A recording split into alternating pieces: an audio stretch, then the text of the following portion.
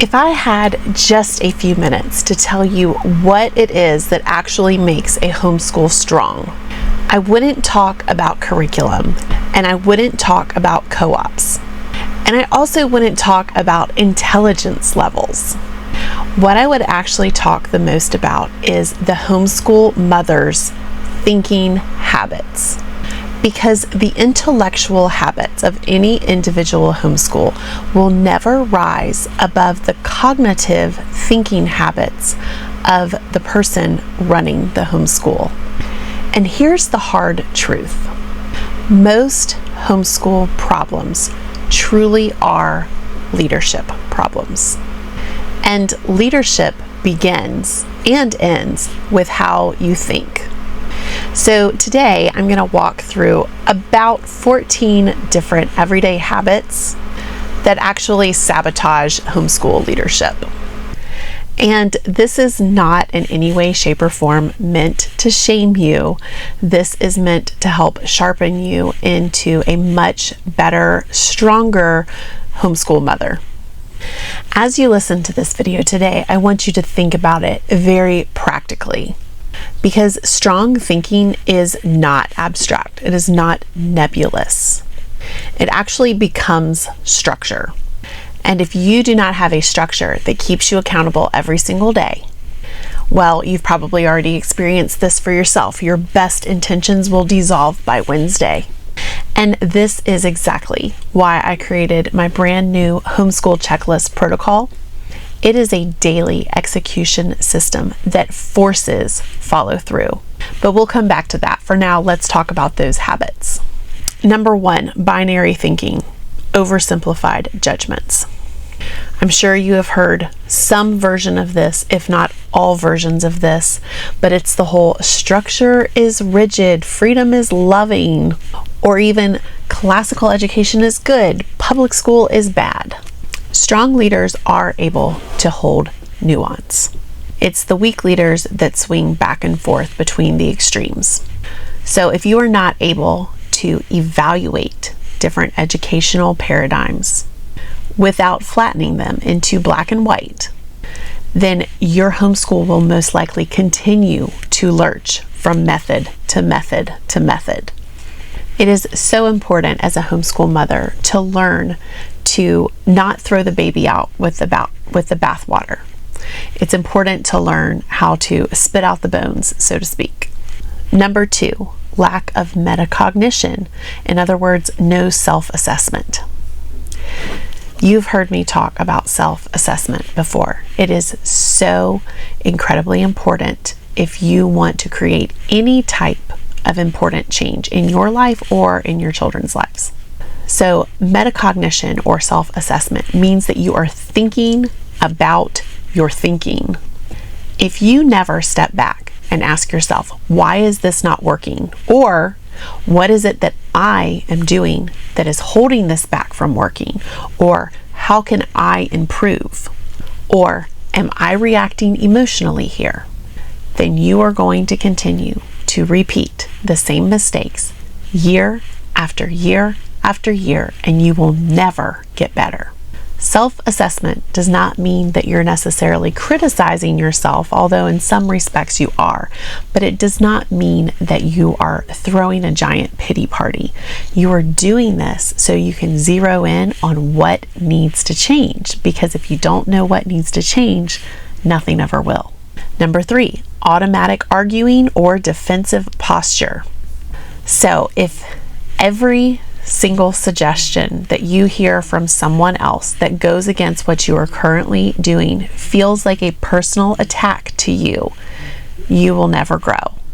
If every single critique of homeschool culture, you may only be hearing them from me at this point, but if those critiques on homeschool culture feel like they are all about you and that it's personal, you are going to stay stuck. Listening to these arguments is not surrender. It just means that you're priming yourself for growth.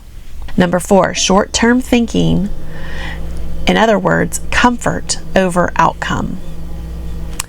So this is a tough one. It involves things like sleeping in, putting off checking the math homework until tomorrow or until never, letting the hard subjects slide day after day, avoiding hard conversations that you know you need to have with some of your children.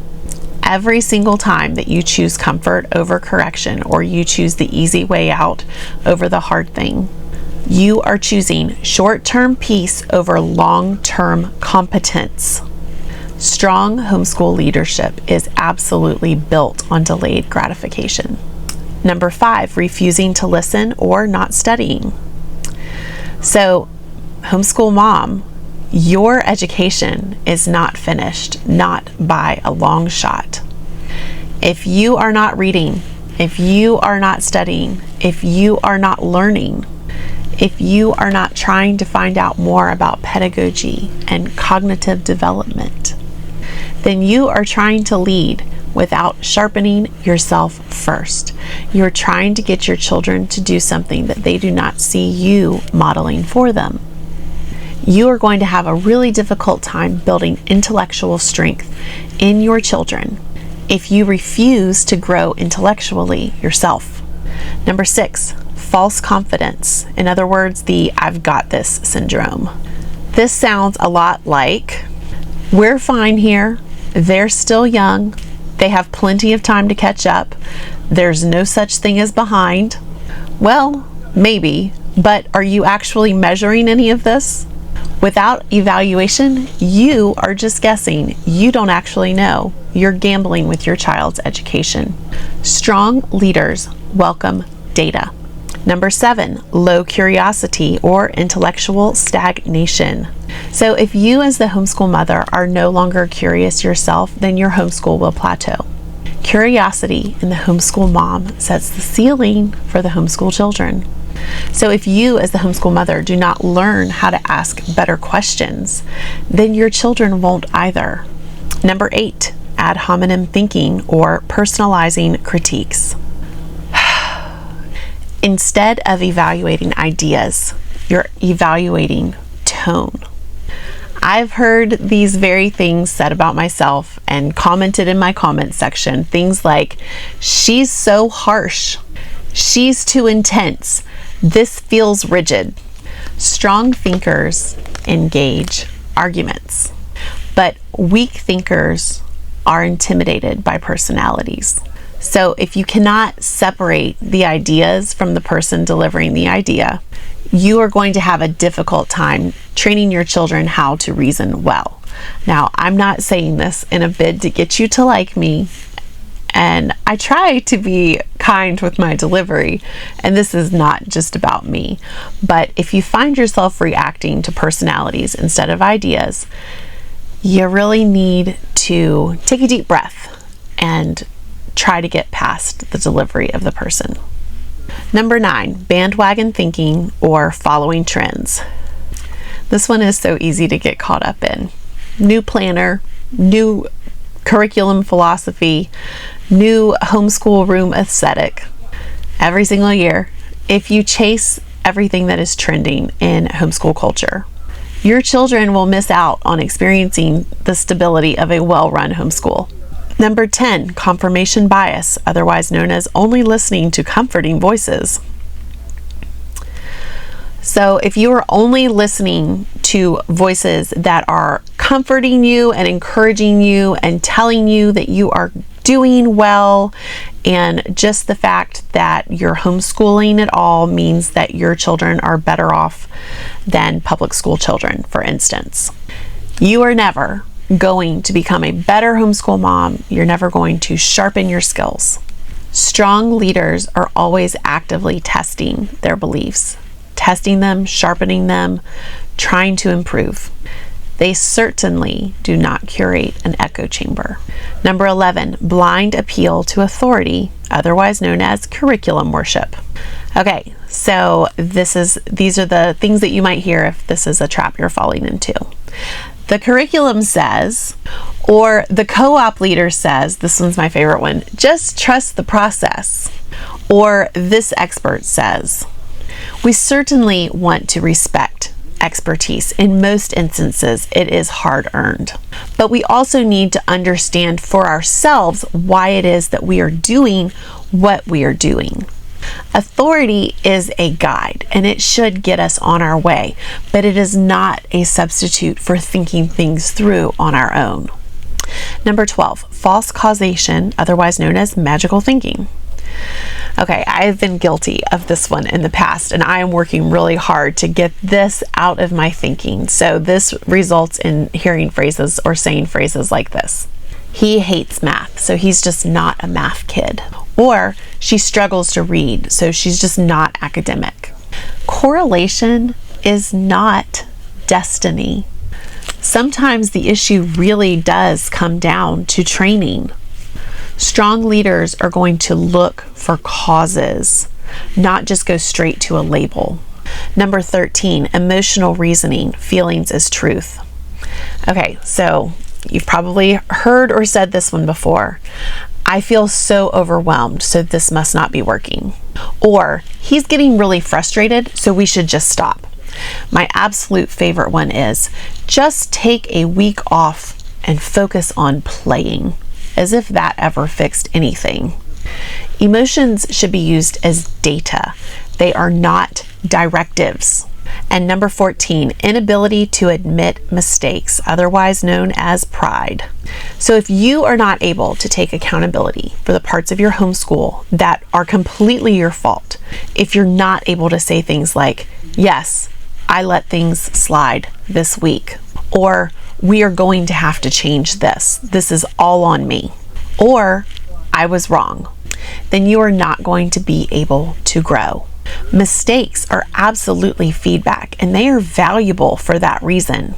But a refusal to learn and grow from our mistakes just results in stagnation. So none of these habits are about intelligence levels. They are actually about discipline of thought. And here's what really matters. Your children will absorb the way that you think. If you are reactive, they will be reactive. If you are structured and insist on structure, they will learn structure. If you evaluate yourself honestly and admit your mistakes, your children will learn humility. And this is why execution matters so much. And this is exactly why I built the Homeschool Checklist Protocol. Before I built it for you, I built it and tested it myself because I needed a way to track all of these things, to get data on all of the things that we were doing and all of the things that were being left undone each day. This is not another curriculum, and it is not theory. This is a daily protocol that forces you to check the math, to follow through, to correct in real time, that motivates your children to get all of those tasks checked off on their own as well. It helps you to execute what you have already decided matters. Strong thinking is great, but if it doesn't become strong action, it's basically useless. So if you want your homeschool to feel less chaotic and more controlled, and I'm not talking about rigid, I'm talking about deliberate, then the Homeschool Checklist Protocol is the place to start. I'll link that below in the description box. Remember, homeschool success is not about how smart or intelligent your children are. Homeschool success is actually about how consistently the leader of the homeschool leads. And that leader is you. I'll see you in the next video.